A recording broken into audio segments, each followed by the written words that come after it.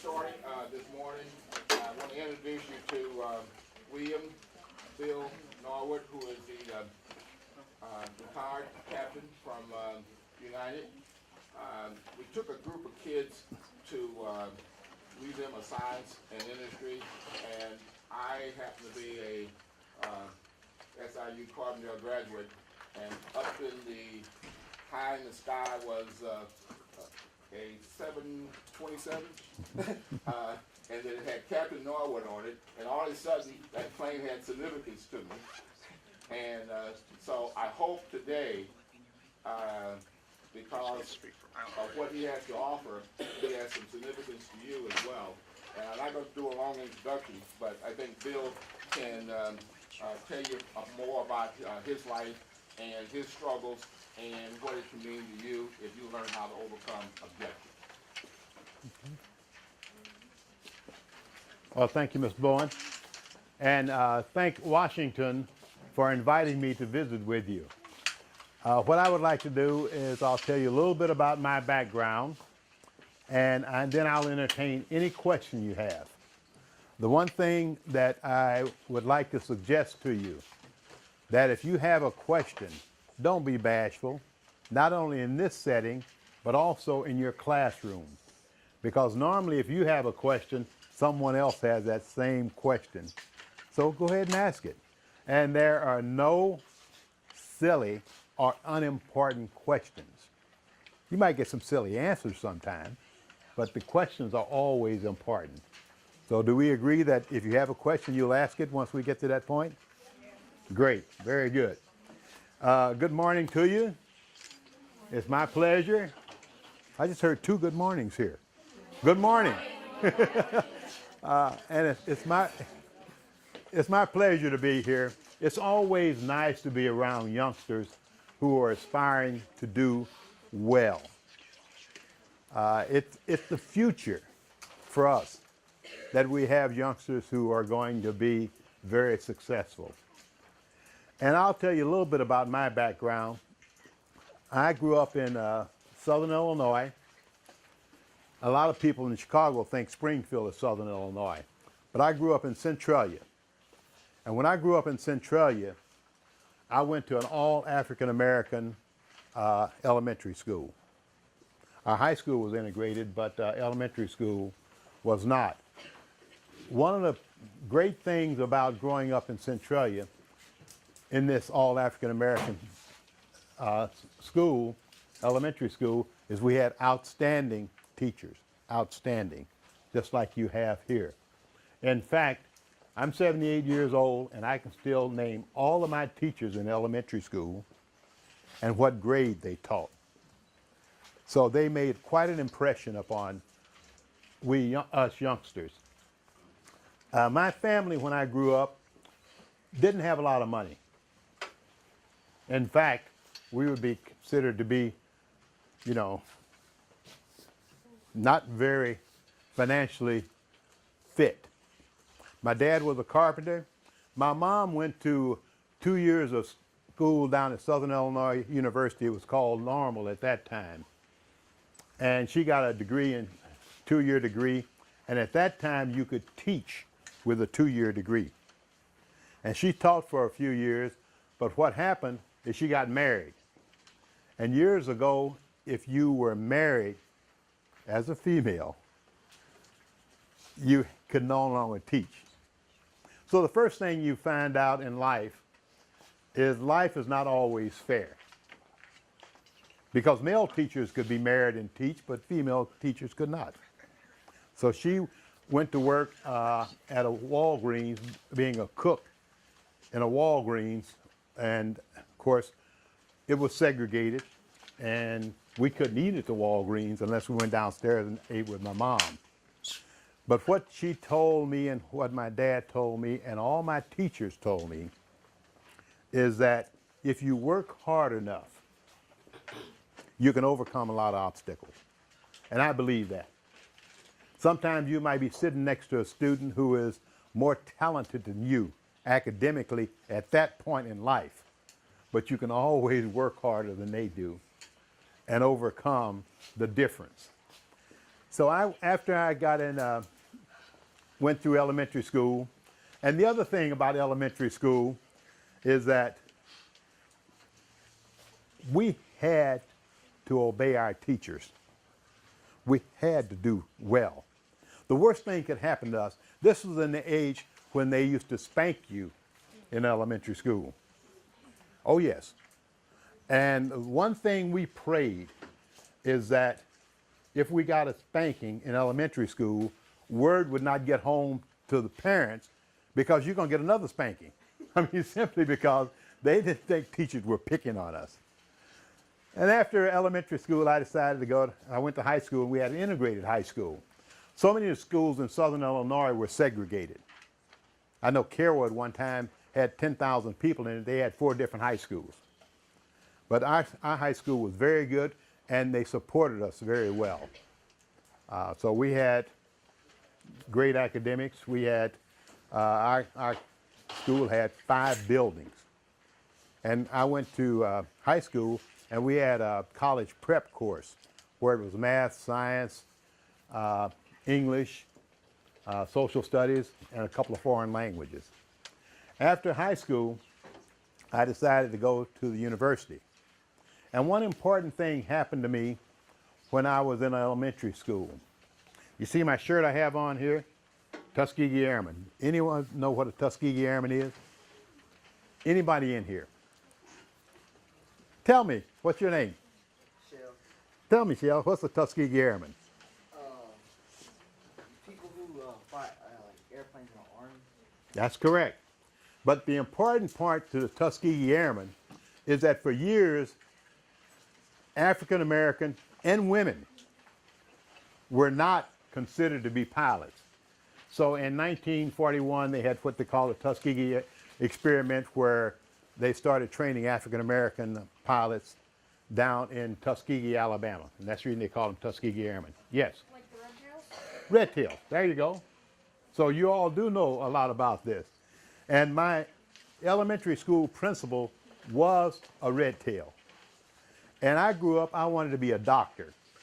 And I had the academic skills to become a doctor, but my folks didn't have medical school money, and they didn't give a lot of scholarships to African Americans then. And they didn't give a lot of scholarships, period. So when I met Mr. Walker, his name was William Harold Walker, he and his wife had no children. He became my mentor. He took me out fishing several times, and he took an interest in me. And the one thing that I found out, when we were in class and we wanted to divert his attention from teaching us, we could talk about airplanes. And as soon as we talked about airplanes, his eyes would light up and everything. So I said, that must be a nice thing to do, to be able to fly airplanes, because I respected him so much. Then I went to Southern Illinois University. I went on a football scholarship. Do I look like a football player? No. Thank you. Now, what position do you think I played? Probably running back. Running back. What do you think? Offensive line. Offensive line. I'm not that big. Quarterback. There you go. When I went to college, and all the players were a lot smaller then, but guess how many pounds I weighed? Not looking at me now, but guess how many pounds I weighed when I went to college as a quarterback?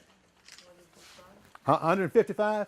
Subtract 20, 135 pounds. And when I was in high school, we ran the single wing.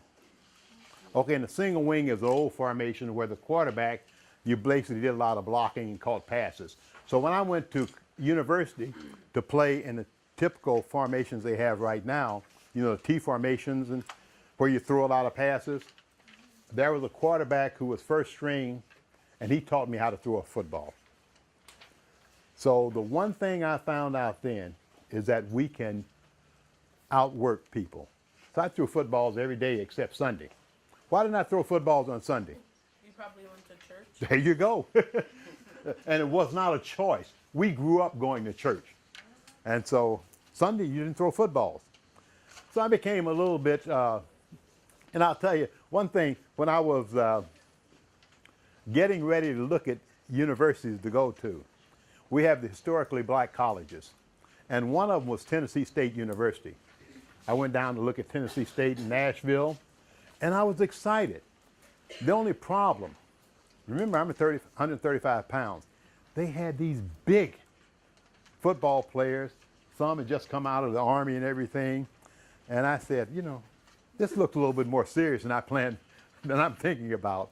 But what the topper was, they had a group of women at this school called the Tiger Bells, and who had run in the Olympics. And I went out to watch them practice their running. I could not run these women. I said, what am I going to be doing down here? So I decided I got an offer to go to Southern Illinois. I went to Southern Illinois University. And I decided that since I couldn't be a doctor, I could major in chemistry and minor in math, which I did during 4 years of football. I played first string for 3 years. And then I was in ROTC. And since I'd become interested in flying, I got an advanced ROTC. The government paid for 36 hours of flying time. I got my private license while in college. Then I went to the Air Force and flew. And at that time, they had no African Americans flying for the airlines. So you might have heard of the Civil Rights Law of 1965. It was passed in 1964. It became effective July 1, 1965. And they had no women flying the airlines either. And they said, okay, we've opened it up. Everything is open. The door is wide open. The door wasn't wide open, it was cracked. Now I had enough time to be an airline pilot. But also, remember I talked about Tuskegee Airmen? They had enough time too. But none of them got hired. Only one got hired in the whole time. So what I think I would like most of all to leave with you is that, you know, all of us have known the difference between right and wrong since we were 2 years old, right? Mm-hmm. Okay. There's a great temptation out here for us, even as adults, and particularly as youngsters, to pick the wrong path sometimes. Okay? And this can be very, very difficult if you pick the wrong path or if you pick the wrong friends. Because remember, each one of you, each and every one of you is a role model to somebody else. And you have a responsibility as a role model to do things that are right for yourself to start with and for your friends. I know one of the things that happened to me, I admired this guy who was a year older than I was. And right now we have cell phones and we have iPads and we have everything like that. When I was growing up, we had phones. Have any of you ever seen what is it? Mayberry, Andy Griffith Show? Okay, you know where they ring the phone and they say, well, tell Helen that somebody's calling. Well, we had that type phone where it would ring 2 times or 3 times. So we were real, as you would look at it now, backwards. We didn't have these modern conveniences. And this buddy that I admired said, you know what? Since we tell the people who we're calling, why don't we go and call someone long distance? And I said, how do you do that? He said, well, we just tell them whose phone we're using and they'll connect us. I said, that sounds a little bit illegal. He said, yeah, but we can get away with it. And you know what I decided? That day, I no longer want to be your friend because that is bad. And I knew better. Now, let's understand. I grew up and I did a lot of things that were wrong. In fact, I did some things when I was growing up that if you did now, they might arrest you. Like Halloween. we used to throw what we called chatting. And we'd get rocks, handful of rocks, and throw them on people's houses and run and make all kind of noise and scare people. Now, if I did that today, I'd probably go to jail. But that's some of the things we got away with. But we just have to be careful now. I mean, it's a little bit more difficult growing up now. It might seem a lot easier, but it's a little bit difficult. So you have to listen to your parents. You have to listen to people who really are interested in you doing well. And you have to be responsible for yourselves. The other thing that I found out, that if you want to be successful, you have to work harder, okay? You have to work harder. There's no easy way out of it, okay? And the one thing that helped me, not only when I was in a university, but also helped me in pilot training, is that, and this is a little bit more difficult for you all, because when you get home, you want to get on your iPod, your iPad, your iPhone, this type thing. I found out that if I studied, and you can teach me about iPhones all you want, because I don't know a lot about them, but when I got home, I studied then, immediately. And the reason I studied then is that things are a lot fresher. They're a lot fresher, and you tend to remember them a lot better. So if you can develop a habit like that, and a lot of times you have to say no to people. You have to say no to friends. And people who are your friends today might not be your friends next week.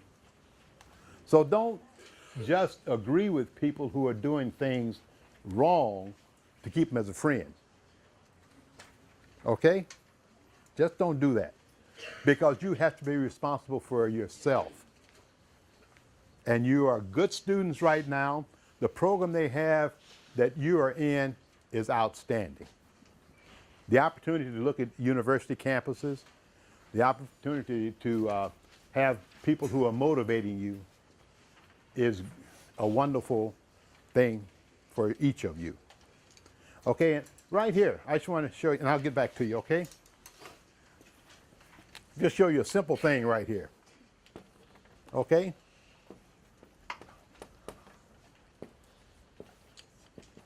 Since we all know right from wrong, here's just a little diagram. This is going up the good side, okay? If you're staying right here, it's easy to go from bad to good. How tough is it when you get up here, when you have a lot of bad habits, if you have poor study habits? Look at that big gap you got to go through. So it's easier just to do it as you go along, and you get to where you are doing things very well.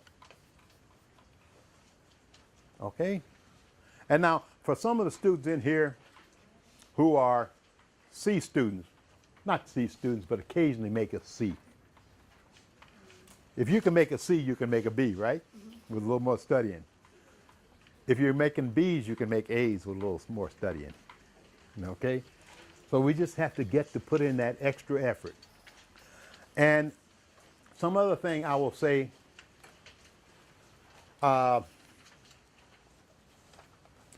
remember what your friends. Remember you have a responsibility for yourself. I'll say to you young ladies, you're going to meet young guys who are going to try to trick you.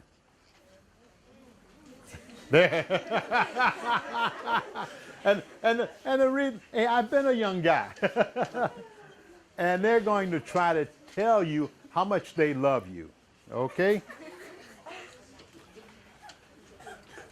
The way a person shows that they love you is help you attain your goals. A classic example, when I was at the university, we had this young lady who was African American, and our campus was about 5% African American. She was the best looking woman on campus, period. And so I said, I'm a football star. Why don't I go get the best looking woman on campus? And she was a junior and I was a freshman. And so I tried to impress her and everything, and she didn't think she brushed me off. Well, when I came back as a sophomore, as the first string quarterback, I looked a lot better. So we started going out and we started dating. And when I became a senior, she said, why don't we get married? I'm serious. And she was going to grad school. And she said, here's what I can do. And I said to her, I want to be a pilot. And in order to be a pilot, I have to stay on the course that I'm on. And I love you, but I want to be a pilot, and this will interfere with me becoming a pilot. And I said, besides, I love my mama more than anybody in the world, and I wouldn't marry her. I mean, so you have to make these decisions. And understand. Now I'll ask you a question now. Young lady, have you ever lied to a guy? Okay. Do you think guys will lie to you? Yeah. All right. So don't fall in the trap of somebody saying, well, I love you more than anything in the world, or you're my best friend that I've ever had. Because you're going to have a lot of best friends, okay? I'm going to put a number on the board, and I want to ask you a question.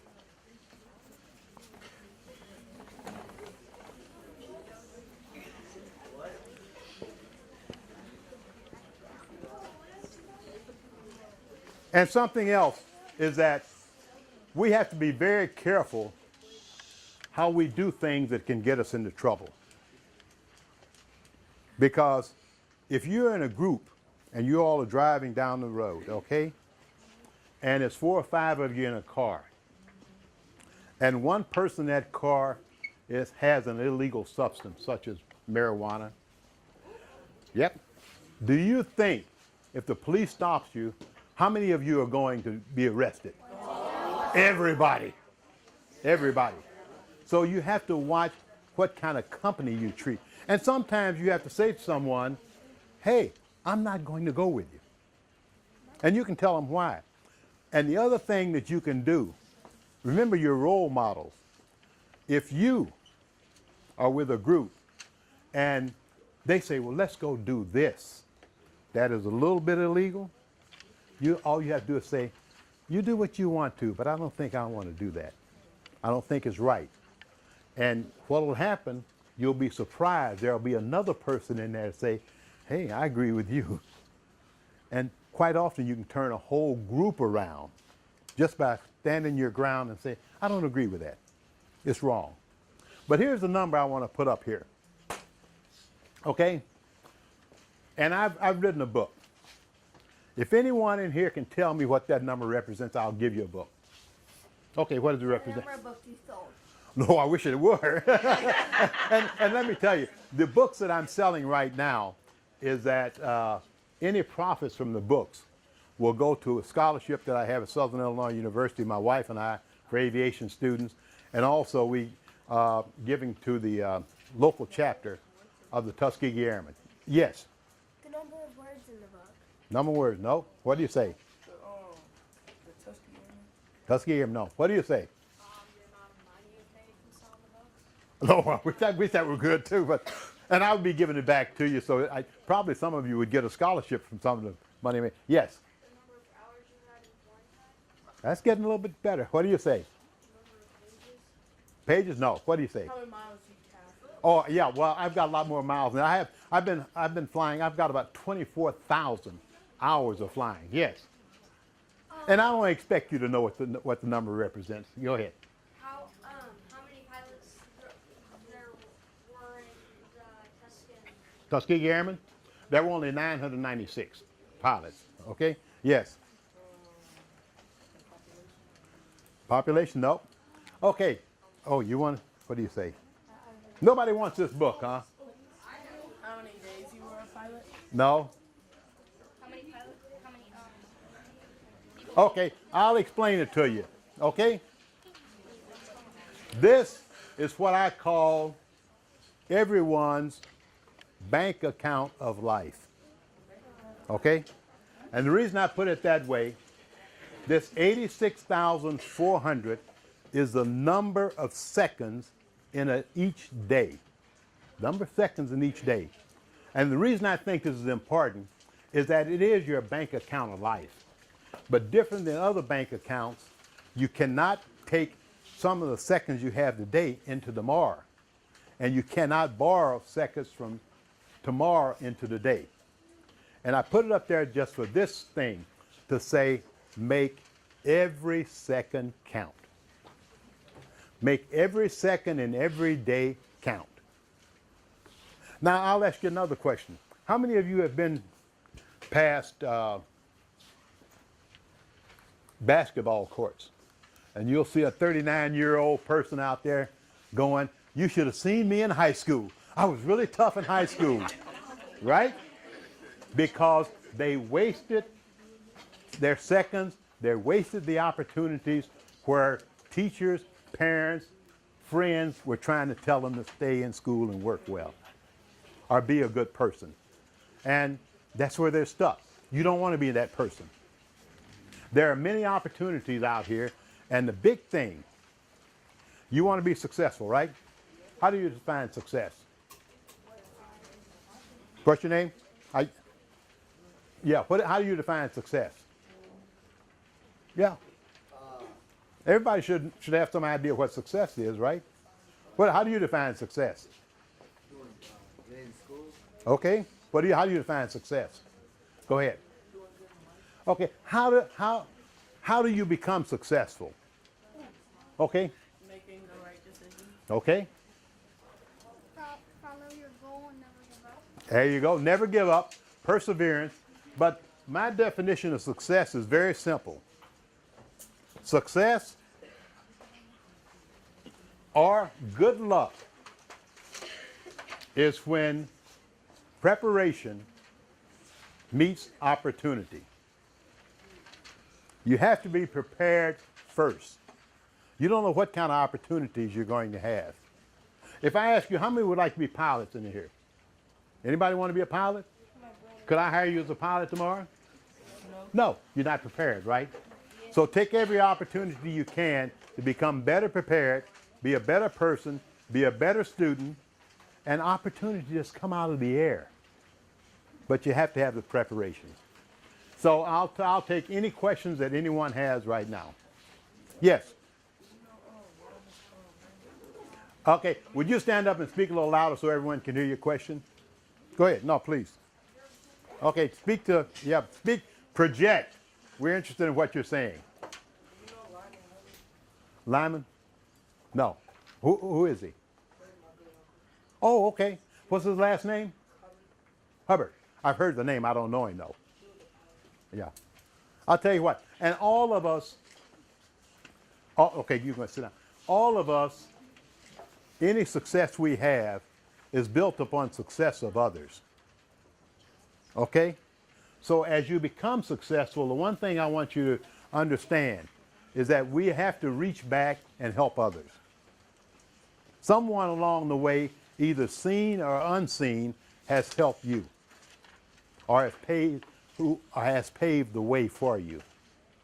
So remember, when you become successful, and most of you are going to become successful, just reach back and help someone else, okay? Okay, another question. Yes, please. Would you stand up and project so everyone can hear you? What is your book called? My book is called Cleared for Takeoff. And I have a copy. It's called Cleared for Takeoff, A Pilot's Challenge, Story of Challenges and Triumphs. And now remember, when I became a pilot, there was not a lot of people who wanted African-American pilots. In fact, I have, when I first started flying, we were in Omaha, Nebraska. And that's when they had the stairs outside the airplane. And I was standing up there on the stairs, you know, in my uniform, looking good, know that people are going to be excited to fly with me. And this lady came up and said, "Are you flying the airplane?" She happened to be a white lady. I said, "Yes." She said, "I don't want to fly on it." I said, "Well, lady, I get paid whether you come on this airplane or not. And you also missed a great opportunity to fly with a wonderful pilot." So, but those are the kind of things. Discrimination still exists. It's not as bad as it was, but it still exists. But you all have opportunities to become anything you want to be if you're willing to listen to people who are trying to help you and work hard. It's that simple. Yes. Would you stand up so everyone can hear your question? You speak a little bit louder. What did you say? She said, how old was I when I knew I wanted to be a pilot? I started thinking about being a pilot in elementary school when I was about 12 or 13 years ago when I met Mr. Walker, who was a Tuskegee Airman. I knew I wanted to be a pilot when I was a junior in college and I had my first airplane ride. Now, most of you all have been in airplanes. No? Okay. Oh, wait. We have one. Okay, stand up here. What's your name? Hannah. Hannah says she will not fly. Why, Hannah? Scared of heights. Let me ask. Hannah says she's scared of heights. Please sit down, Hannah. I know most of you would be surprised, but most pilots don't like heights. Oh yeah, that's true. Absolutely. I would say 50% of pilots do not like heights because, fortunately, as a pilot, we get benefits. So we travel a lot. And the last time my wife and I were in Hawaii with some friends, we were on like the 32nd floor of this hotel. And they were out at the rail looking at the ocean, the Pacific. And they said, well, come on out and take a look at this. I said, I'll stay inside. Most pilots do not like heights, but we love to fly. So not liking heights won't keep you from flying, okay? Believe me, because I'm uncomfortable with heights right now. Scared of crashing. Oh, no. Well, don't. And the other thing she said, she's scared of crashing. Pilots are scared of crashing, too. And normally, we're the first one to arrive at the scene of the accident. So we're going to do everything we can to stay. And we have 25,000 flights a day throughout this country. And how many accidents do we have? You hear about sometimes light airplanes and things, but no, don't be afraid to fly. Please don't. Yes, question. Would you stand up, please? And What was your hardest accomplishment in your life? okay, the question is, what was my hardest or most difficult accomplishment in life? I'm trying to think. Probably in pilot training. Now, when I went to pilot training, we have two phases of pilot training. One is the primary phase, where you fly for 6 months, and the other is the basic phase, which you fly for 6 months. The one thing that I've always done, the one thing I've always been is a little bit stubborn. So anyway, when I got ready to go to initial pilot training down in Texas, they had not graduated an African American out of this pilot training camp I went to. They were washing them out right and left. So the flight surgeon, who happened to be African American, said, I can get you another base. Well, I played first string quarterback at all-white college when they didn't have black quarterbacks. I said, I'll go down there. And it was a challenge. But with hard work, paying attention to what, that I succeeded there and in Selma, Alabama. Most of you have heard of Selma, Alabama. I was down there my second time. But I found that, again, as I said earlier, you might not be as talented, but you can outwork people. And you gain, and the one thing you want in life is not necessarily for people to like you. All you want to do is respect you. And people respect you because you do well. Yes. Would you stand up, please? What did you learn in elementary? What did I learn in elementary school?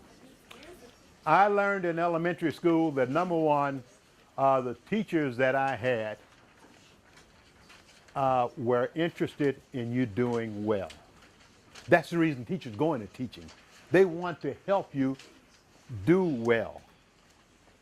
So elementary school was fun. It was fun. Not that I didn't get an occasional, not beating. No, we didn't beat, but we did the whipping. And the thing about it is that I don't recall parents beating their youngsters, but we got a whipping occasionally. And the one thing about it is that we had earned it. They weren't picking on us. Yes. Would you stand up, please? Yes. How long were you in college in California? Okay, the question was, how long was I in college? I was in college 4 years. I didn't ever go to summer school. I played football, both fall and spring ball. I majored in chemistry and minored in math. And it took me 4 years. It can be done. Okay? Yes, in the back. Did you have a lot of family? What is your question? Did you have a lot of family? Any family? Okay, did I have a lot of family? Yes. There were five, I had 4 siblings, 2 sisters and 2 brothers. I was the 4th in line. I had an older sister, brother, then another sister, then I was born, then my brother. We had 5 in my family. My parents were married 70 years. That's forever, isn't it? Well, hold it. My wife and I have been married for 54 years. Yeah, we've been married 54 years. I'm 28. I'm 78 now, so I got married at 24. Yeah. Yes. Would you stand up, please? Okay. The question is the woman I'm married to now the same woman that wanted to get married when I was in college? No. Well, the thing about it is the woman I'm married to now, we were friends first. And I just like the idea of being friends, and then you can grow to love a person. You know, because this old shocking thing of, oh boy, you're the best looking thing I've ever seen in my life. I'm in love and everything like that. And then you look at him and say, well, I didn't know you had this little wart here. I didn't know, you know, all of a sudden. So you have to like a person, I think, to stay with them. Yes. Go with just a couple more questions because we do have to switch out to the athletes. Okay. And on Wednesdays we have very early lunch. Okay. Let me ask you a question. Do any of your staff members have a question or a comment?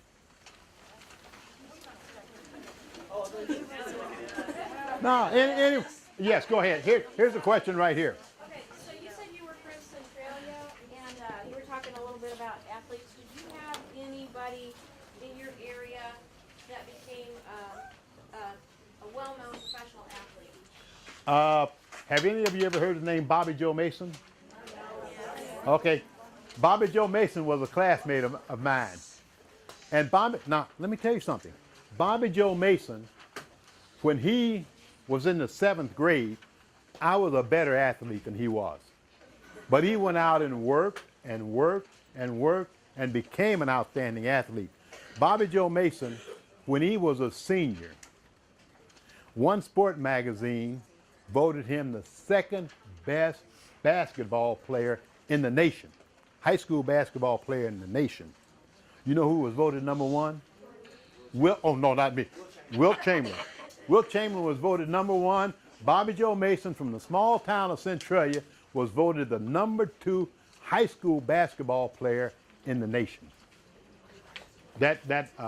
Okay, got time? Oh yes, you haven't asked a question. If you didn't become a pilot, where do you think you would be now? If I didn't become a pilot, what do I think I would be now? I would probably be a chemist, or I might even be a teacher. Because now I have done some substitute teaching. I substitute taught in high school for 3 years until our boys got into high school. I love teaching. I love teaching. And that I would have probably wound up. What did I teach? I taught, now you know, you all have had substitutes, right? Yes. And you all love that because you're going to play games with them, right? Oh, yeah. No, we don't have to lie to each other. Okay. Now, the one thing that helped me is that, of course, the first day I substitute taught was in PE. Oh, boy. Yeah, that's right. Then the teachers found out that I could actually teach chemistry. I could teach math. I could teach English. I could teach physics. So it became fun because they would call me and say, well, you know, Bill, are you going to be free? I have a chemistry class, and I would teach the class. In fact, the first day I taught a chemistry class, I went in and told the students. Of course, nobody read because they knew they were going to have a substitute. They didn't read their lesson. And I said to them, tell you what, I know you haven't read your lesson, so read this lesson. I'll give you 20 minutes. And, okay, I said, I'll give you 20 minutes. You ask me any question and I can answer it. And I said, if I can't answer the question, anybody asks me a question that I can't answer, I'll give you $1. Guess how many dollars I gave away? None. Zippo. So I know it's time for us to get, I just want to say one thing, that thank you for being such a pleasant class. You all are doing very well. Just keep up the good work, okay? Thank you so much. Thank you. Okay. Okay.